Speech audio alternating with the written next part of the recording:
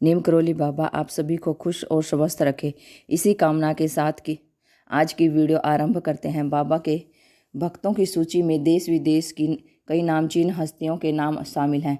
इन्हीं में एक है हार्वर्ड यूनिवर्सिटी के पूर्व प्रोफेसर रिचर्ड अल्पर्ट।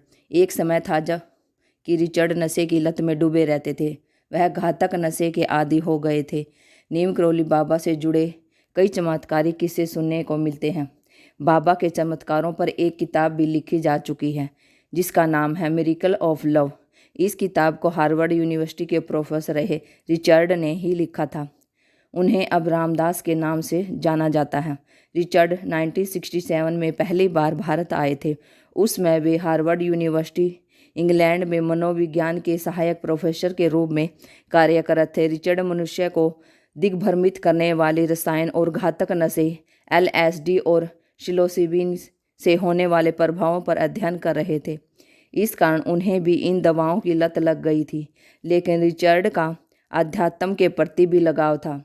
नशे का आदी होने के कारण वो यह समझ नहीं पा रहे थे कि नशे और अध्यात्म के बीच सामंजस्य कैसे बिठाया जाए। अपनी इसी समस्या के समाधान के लिए वो बाबा नीम करोली महाराज की शरण में पहुंचे। रिचर्ड जब बाबा नीम करोली से मिले तो न केवल उनके नशे की लत छूट गई बल्कि वो बाबा के भक्त भी बन गए और समाज सेवा के रूप में काम करने लगे। नीम करोली बाबा से रिचर्ड ने दीक्षा ली और बाबा ने ही रिचर्ड को रामदास का नाम दिया।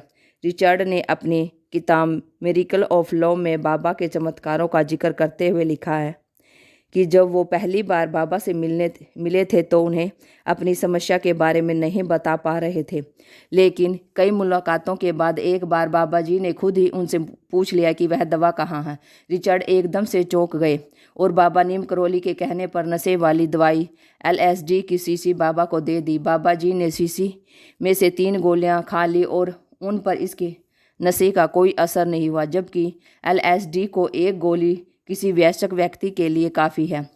इस घटना के बाद रिचर्ड वापस अमेरिका चले गए और 4 साल बाद उनकी मुलाकात बाबा से हुई। इस बार भी बाबा जी ने खुद ही रिचर्ड से वो दवाई मांग ली और 4 गोलियों को जीभ पर रखते हुए खा लिया। लेकिन इस बार भी नशे की गोलियों का बाबा नीम करोली पर कोई असर नहीं हुआ।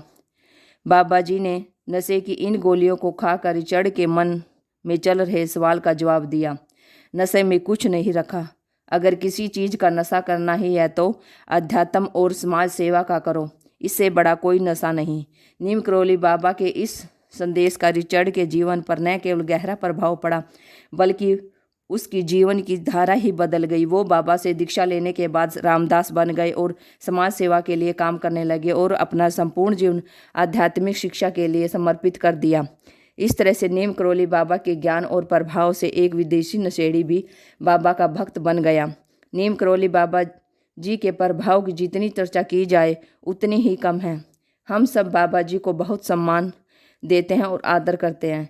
जिन भक्तजनों ने हमारी पिछली वीडियो जो कि नीम करोली बाबा जी पर देखी थी और कमेंट किया, उन सब भक्तजनों का तहे दिल से धन्यवाद करते हैं। ऐसे ही आगे भी चैनल को सब्सक्राइब करके हमें सपोर्ट करते रहिए। अगर वीडियो अच्छी लगी है तो लाइक एंड शेयर करें और चैनल को सब्सक्राइब ज़रूर से ज़रूर करें। Thank you for watching my video. जय हिंद, जय भारत।